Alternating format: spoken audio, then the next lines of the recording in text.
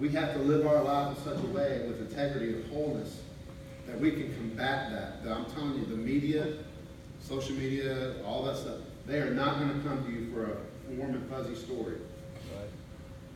They're going to take all the bad. This Christian does, he's a Christian. I love when they say that, and he's shacking up with his girlfriend,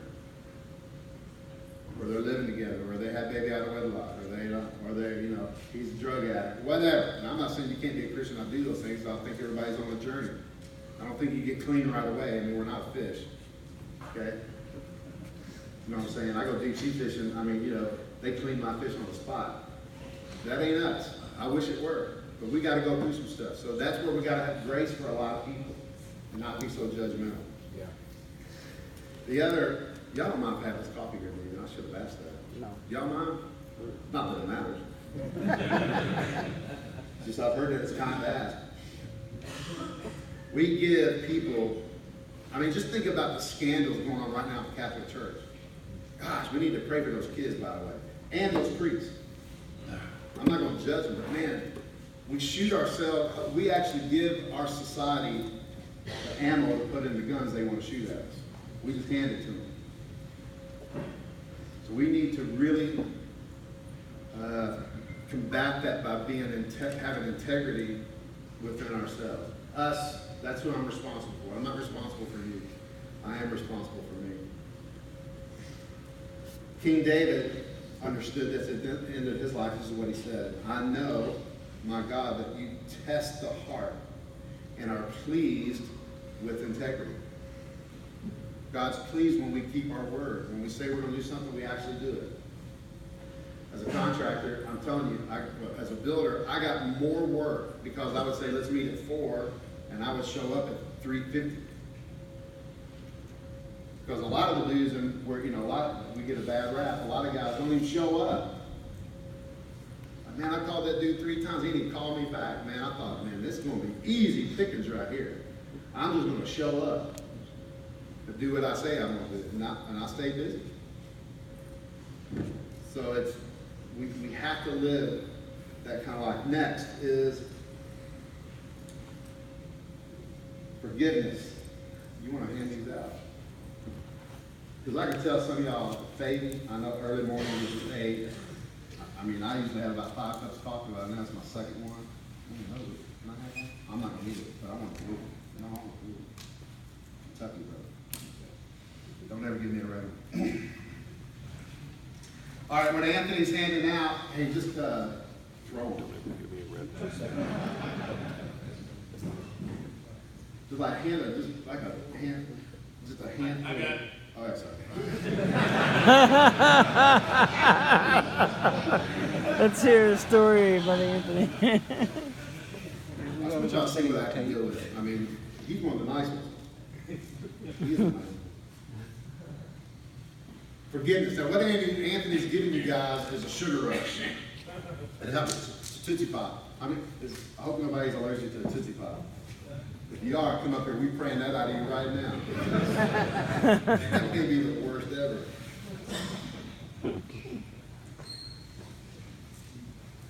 So Anthony's handing out.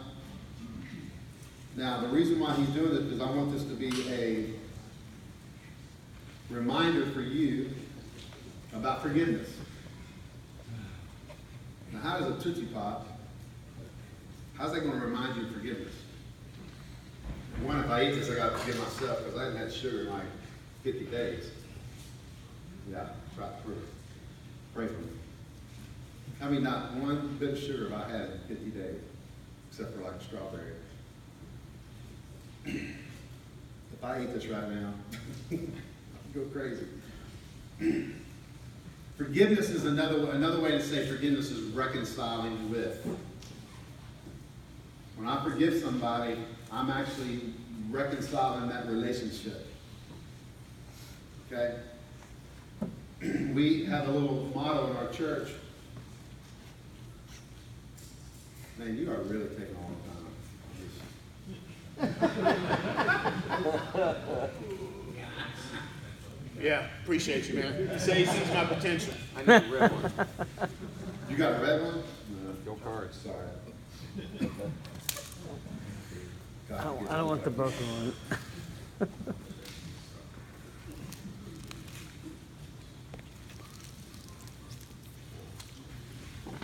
Everybody get their shit. You can eat it now, I don't care. In fact, I like to eat too. I like to see all these things sticking out your mouth.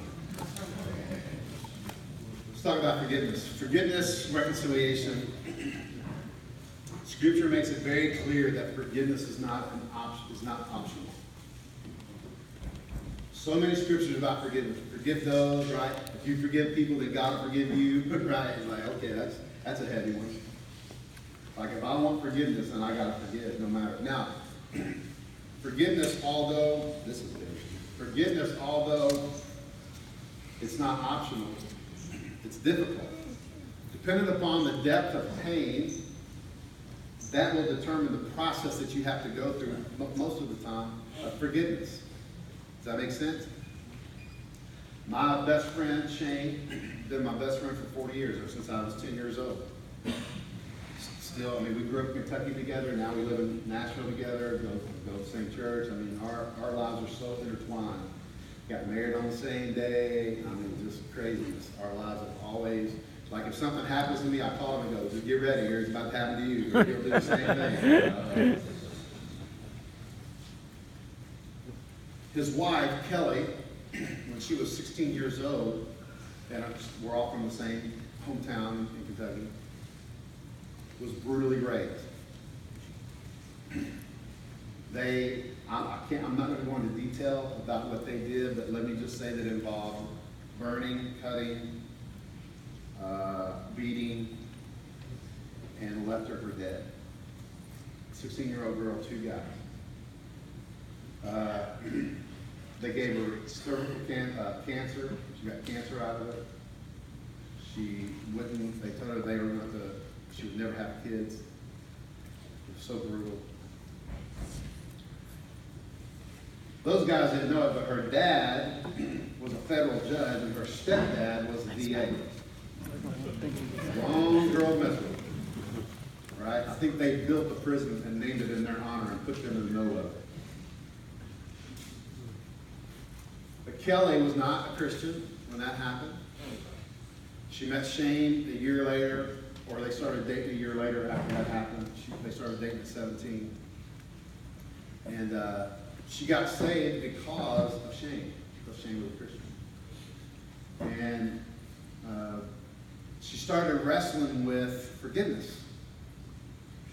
And it took years to come to the conclusion that she would need to forgive these guys for what they did to her. Now, can you imagine, just think for a moment.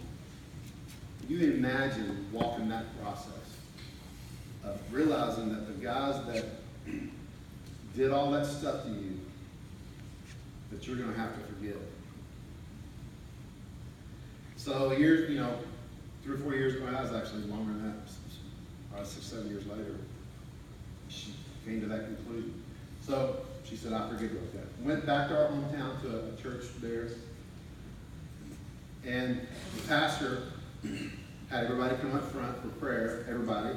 And he said, put the hand on the person in front of you and pray for that person. You don't have to know them, just pray for them. So Kelly did that. He said, now that person, turn around and face the person that just prayed for you and pray for them. That woman turned around, and it was the mother of one of those guys. Kelly looked her square in the face and said, I forgive your son for what he did for me. She knew at that point that forgiveness was complete. Now, she still goes to their parole, by the way, and makes sure they stay there. Forgiveness doesn't mean that you're a doormat. Okay? There's still consequences to our actions.